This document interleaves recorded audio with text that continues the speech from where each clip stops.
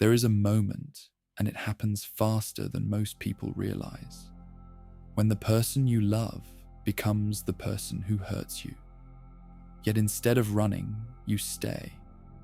And the darkest part of this truth is that you don't stay because you're weak or foolish or blind, but because something inside you shifts, something subtle and terrifying, something that rewires your sense of reality so deeply that you don't even recognize the cage you're in anymore. And that's why, in the next 15 seconds, I'm going to tell you something most people never admit. Toxic relationships don't trap you with pain. They trap you with the parts of yourself you're afraid to lose. The first grip of a toxic relationship is never violence, never cruelty, never the cold silence that comes months or years later. The first grip is warmth, safety, excitement, and the illusion of being deeply seen, because toxicity doesn't begin as poison. It begins as comfort, and that comfort becomes the hook your mind clings to when everything later collapses into manipulation, fear, and emotional instability. The reason people stay isn't because they love the pain, but because they love the version of the person who existed before the pain, the version their mind keeps replaying like a psychological memory trap, convincing them that if they just try harder, change themselves more, stay a little longer, the real person, the kind one, the charming one, the attentive one, will come back, even though that person was never real to begin with, but only a carefully constructed mask designed to pull you deeper. Toxic relationships create a psychological addiction so powerful it mimics the same mechanics as substance dependency, where your brain becomes conditioned to chase the highs, the apologies, the brief tenderness, the good days, the rare moments of affection, while tolerating the lows, because the contrast between pain and relief becomes its own chemical cycle, making the chaos feel like passion and the inconsistency feel like love.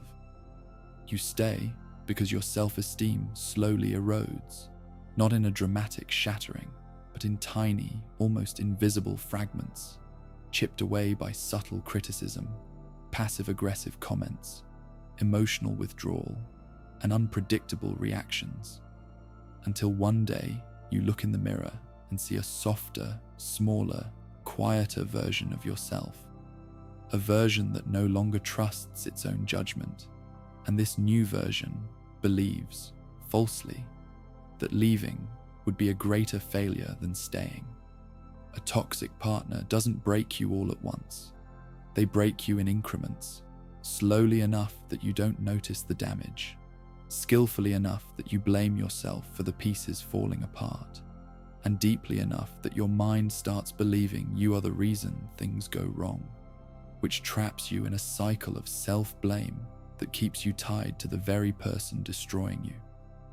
People stay because toxic partners weaponize vulnerability, taking the softest, most sacred parts of you, your fears, your insecurities, your dreams, your past wounds, and twisting them just enough that you begin to see them the way the toxic person describes them, until you no longer trust your own emotional reality unless they validate it, making them not just your partner, but your judge, your compass, your source of approval, and your source of pain.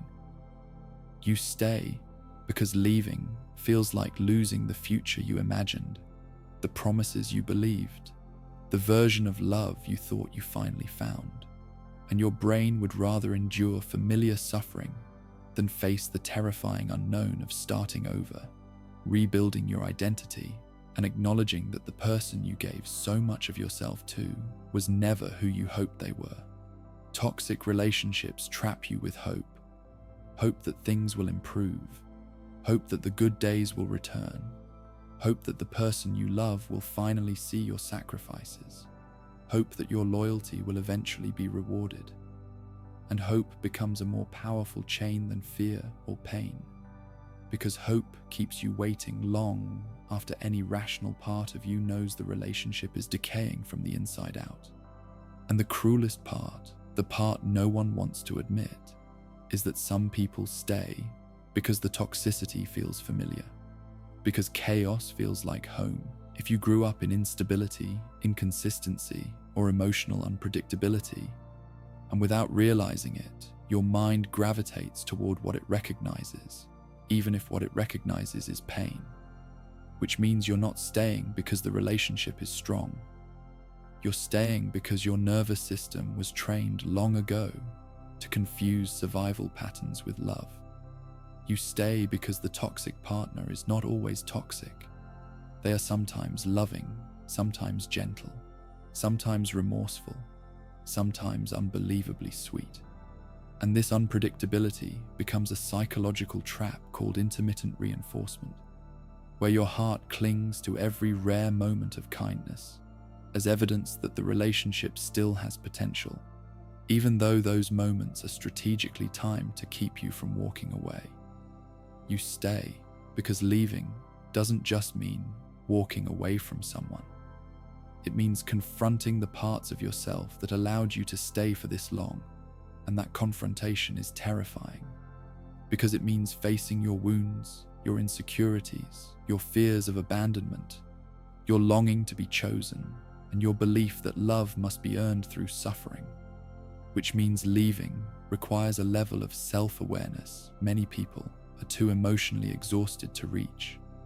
And finally, you stay because toxic relationships isolate you, not dramatically, but gradually, nudging you away from friends, weakening your support system, making you feel misunderstood by outsiders, and creating a reality where the only person left to understand you is the one causing the damage, which means the relationship becomes both the prison and the illusion of comfort, leaving you trapped in a world too small to escape and too painful to remain in. This is why people stay. Not because they don't see the toxicity, but because by the time they do, their mind has already been rewritten, reshaped, and reprogrammed to believe that leaving would be a greater loss than staying. Even though the truth is the opposite. Staying is what slowly destroys you while convincing you it's saving you. And that is the darkest psychological trap of all. The deeper you fall into a toxic relationship, the more your mind becomes split between two realities. The one where you know something is wrong, and the one where you constantly justify their behavior. And this mental war drains you so quietly that you don't notice how exhausted you've become until you realize you can't even remember what peace feels like anymore. You begin rationalizing things you once swore you'd never tolerate, telling yourself that everyone has flaws, that relationships take work, that you're being dramatic, that maybe you're overreacting. And these excuses don't come from stupidity, but from survival. Because your mind is desperately trying to maintain emotional stability in a situation built on instability, confusion, and psychological contradiction.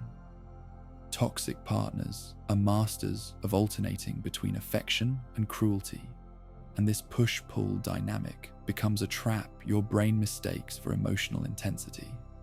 Because the moments of kindness feel so relieving after the chaos that your body becomes addicted to the relief itself, creating a cycle where you chase the next moment of softness, like someone chasing the next hit, even though the person giving you the high is also the one causing the withdrawal. When people ask, "Why don't you just leave?" they don't understand that toxic relationships build an emotional dependency so strong that the thought of leaving physically hurts, because your mind has tethered your identity, your self-worth, and your emotional validation to the person harming you, creating a bond that feels less like love and more like captivity disguised as connection. You start filtering your personality through their reactions, shaping your behavior to avoid triggering them, shrinking parts of yourself to keep them calm, exaggerating good traits to earn their approval, and over time, you morph into a version of yourself designed for survival rather than authenticity, which is why leaving feels impossible, because you no longer remember who you were before the relationship began. Toxic partners use unpredictability as a weapon, keeping you emotionally off balance, never knowing which version of them you'll get. The loving one, the distant one, the angry one, the apologetic one, the seductive one, or the cold one. And this unpredictability forces your brain into a hyper-vigilant state where your entire identity revolves around anticipating and preventing their next emotional eruption, turning love into a form of emotional hostage-taking. You stay because you are constantly waiting for the moment when everything goes back to normal, even though the truth is that the normal you're waiting for was only the bait, the opening act, the temporary version of them designed to hook you emotionally before the real dynamics emerged. But your heart clings to that first chapter as if it defines the whole book, refusing to accept that the story has already changed. When the relationship becomes toxic enough, you start isolating yourself emotionally, not because you don't want support, but because you feel embarrassed, ashamed, or afraid of being judged.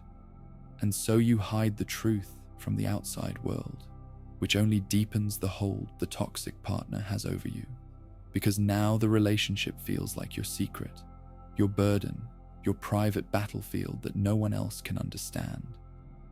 The toxic partner often insists that no one will love you like I do, and over time, those words dig into your self-worth like a slow poison, convincing you that leaving would mean losing the only person willing to tolerate your flaws, even though the reality is that they created most of the insecurities they now exploit to keep you dependent, using your worst fears as chains disguised as devotion. Another reason people stay is because toxic partners weaponize apologies, offering just enough remorse to reset your hope, but never enough change to fix the problem, creating a loop where every moment of cruelty is followed by tears, promises, or emotional breakdowns. And these apologies feel so intense, so dramatic, so sincere, that your mind believes they are proof of love, rather than part of a manipulation cycle designed to keep you emotionally trapped. Eventually, the relationship becomes a psychological labyrinth where you only ever see two choices: stay and suffer, or leave and shatter. And this distorted sense of choice is what keeps you stuck, because the toxic partner has manipulated your perception so deeply that you can't imagine a version of your life where you are whole, stable, loved, and safe without them, even though that version of your life could only ever exist without them. You stay because part of you still believes you can fix them, change them, heal them, save them. And this belief turns your love into a mission, your suffering into a responsibility, your pain into evidence of your loyalty. But the darkest truth is that you are trying to heal someone who benefits from keeping you broken. And no amount of love can cure a person who uses your empathy as leverage. The longer you stay, the more your standards shift, the more your limits stretch, the more your emotional boundaries dissolve, until you wake up one day, realizing you've accepted things you once told your younger self you'd never allow. And this realization fills you with guilt, shame, and self-blame. But instead of helping you leave, these feelings only pull you deeper, because now you tell yourself you've invested too much to walk away.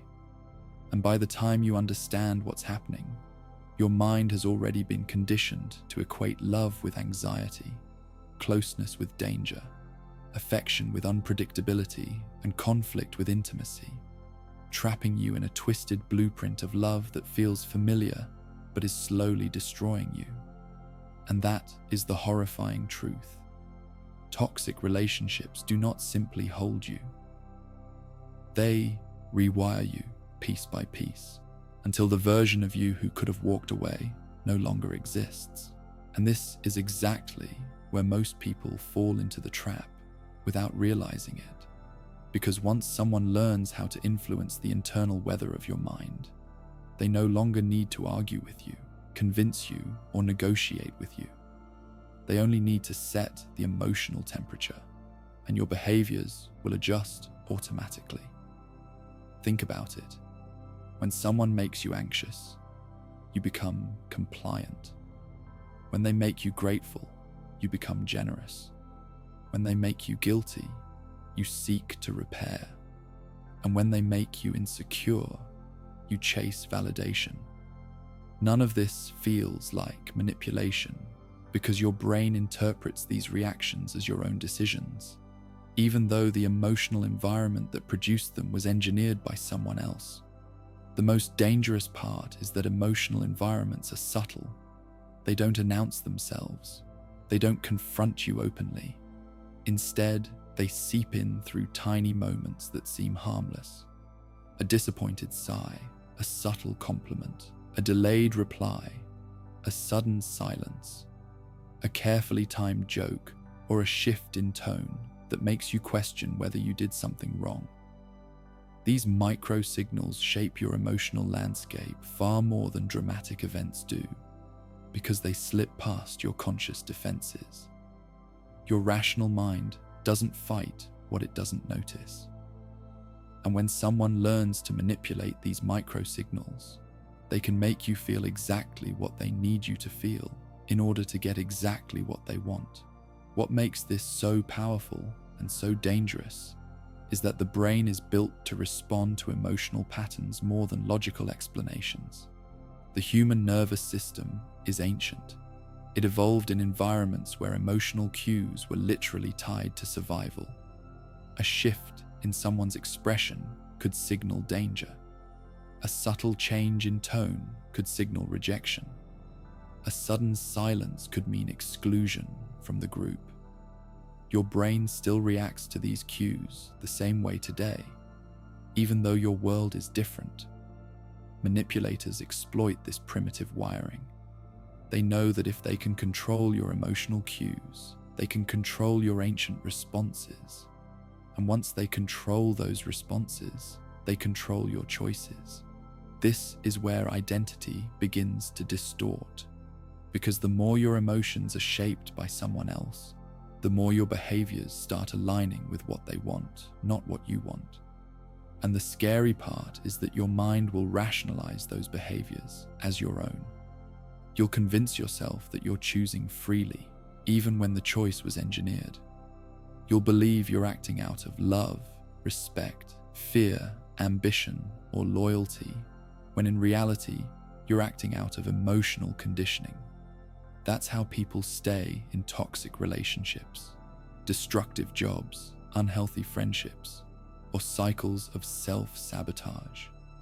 Not because they're weak, but because they're emotionally conditioned to feel something that keeps them stuck. But here's the deeper truth that almost no one understands. Emotional manipulation doesn't start with controlling your feelings. It starts with controlling the meaning of your feelings. When someone makes you feel anxious and then convinces you that your anxiety is a sign that you're the problem, they gain power. When they make you feel guilty and then frame that guilt as proof that you owe them something, they gain control. When they make you feel insecure and then present themselves as the solution to that insecurity, they become indispensable.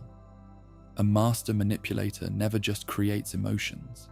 They assign interpretations. And once they control the interpretation, they control you.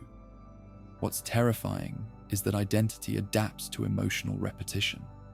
If someone repeatedly makes you feel unworthy, you begin to become unworthy in your own eyes.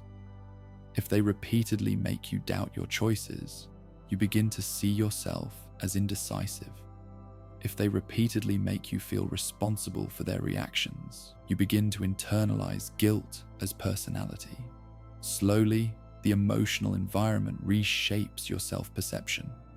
And the moment your self-perception changes, your entire reality changes with it, because people don't act based on who they are. They act based on who they believe they are. And this is why emotional environment manipulation is the final and most advanced layer of dark psychology.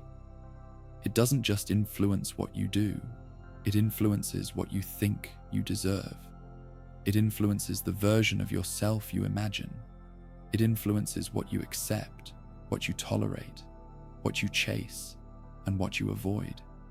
It influences the boundaries you set or fail to set. It shapes your habits, your patterns, your attachments, and even your future. And the most frightening part is this: the person manipulating you doesn't need to be present all the time. Once the emotional environment is installed, your brain sustains it on its own. The manipulation becomes self-running. The conditioning becomes self-reinforcing. The trap stays active even without the trapper. That is the psychology most people never see coming. Not because it's invisible, but because it feels internal. It feels like you. You think you're making your own decisions. You think you're reacting normally. You think you're being responsible, loyal, loving, or logical. But the truth is that you're responding to an emotional climate someone else created for you. A climate that determines your thoughts before you even have them. A climate that guides your choices before you even question them. A climate that quietly shapes the person you're becoming in ways you don't see until you look back and realize how far you drifted from yourself. Thanks for watching. If you found this video helpful or eye-opening, make sure to hit the like button. It really helps the channel grow. And don't forget to subscribe for more practical psychology insights, self-awareness tools, and mind-sharpening advice. Take care, and I'll see you in the next video.